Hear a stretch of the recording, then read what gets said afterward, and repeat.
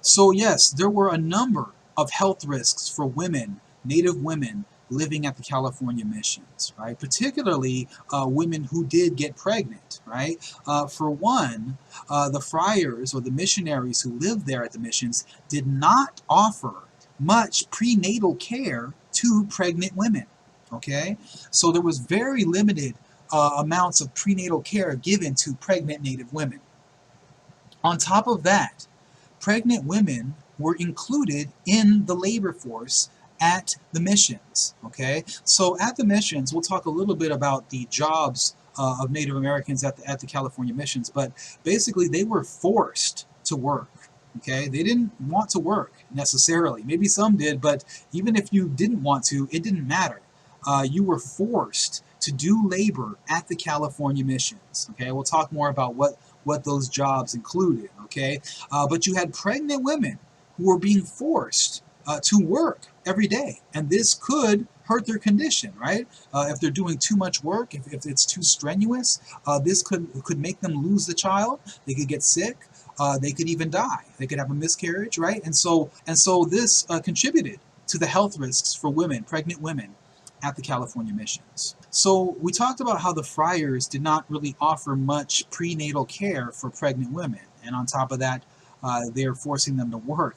Well, they also eliminated aspects of traditional Native American culture because they believed that aspects of traditional cultures were related to heathenism or the worship of false gods. And so because of this, the missionaries tried to stop Native Americans from practicing aspects of their traditional culture.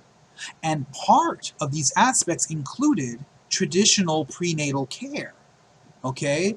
And so, because of the attack on traditional Native culture by the missionaries, Native women, pregnant Native women, were denied traditional forms of prenatal care, which may have saved their lives or contributed to a healthy birth, right?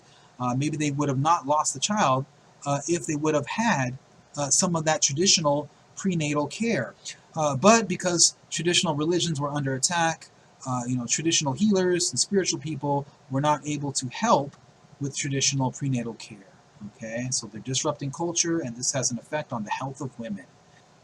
Now, women also were at risk because of the conditions that they lived in. Not just the fact that they were living in cold, damp adobe houses, but the fact that they were forced to live in dormitories. Now, this was primarily affecting unmarried women, right? So once a girl reaches a certain age, she is put into a dormitory and she is forced to stay in there in jail-like conditions.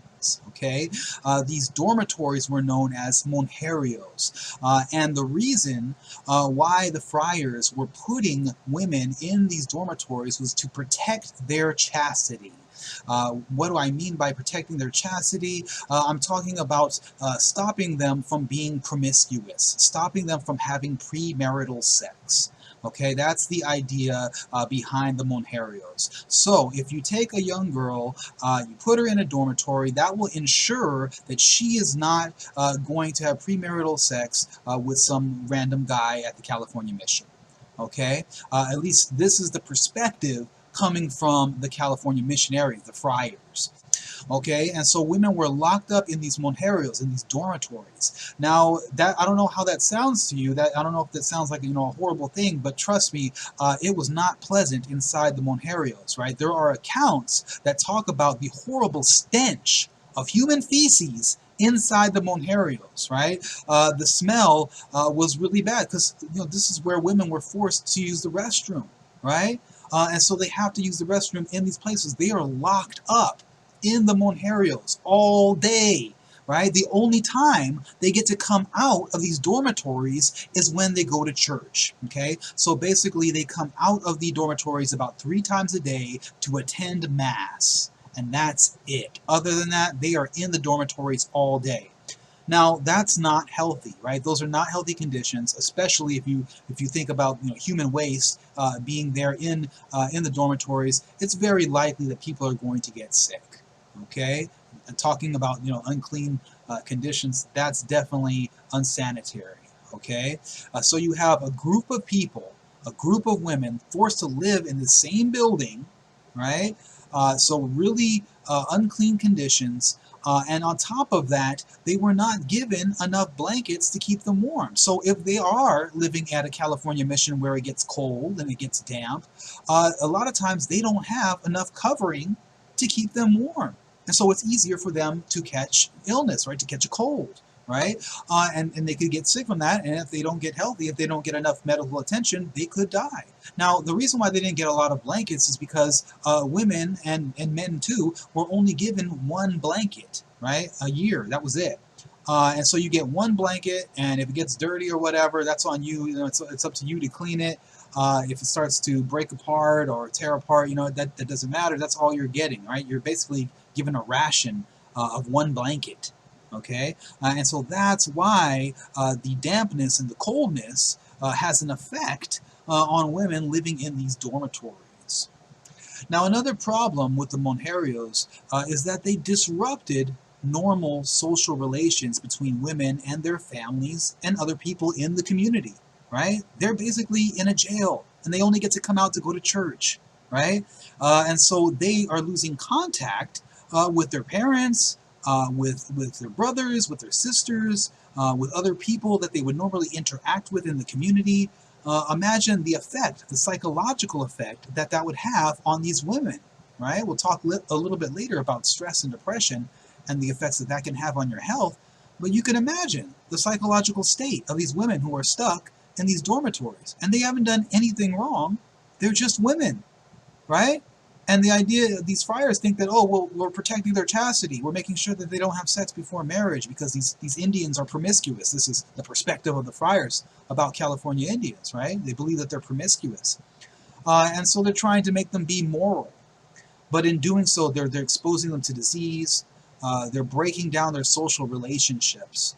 And they're hurting their psychological state and physical state in doing so, okay? Now, how did women get out of these dormitories? Well, the only way to move out of the monjerios was to get married, right? Because it's only unmarried women who are living there in the monjerios, right?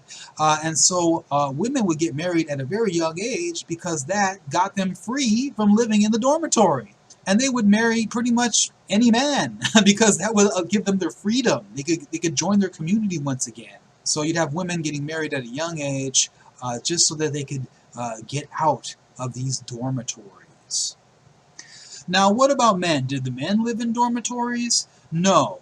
In most cases, men did not live in dormitories, but there were a few exceptions to this. There were some California missions where the men ran away from the mission so frequently that the friars felt it was necessary to build dormitories for the men too, so that they would be locked up as well, so that they couldn't escape from the mission.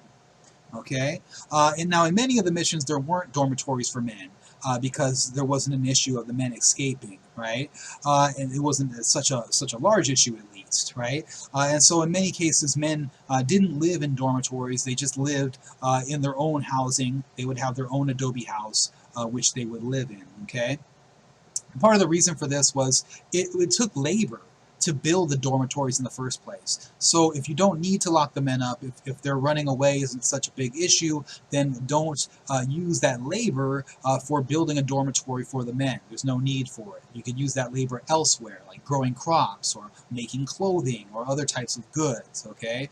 So that's why the missionaries didn't order the building of dormitories for men in many cases. But for women, the dormitories were pretty much common at the California missions.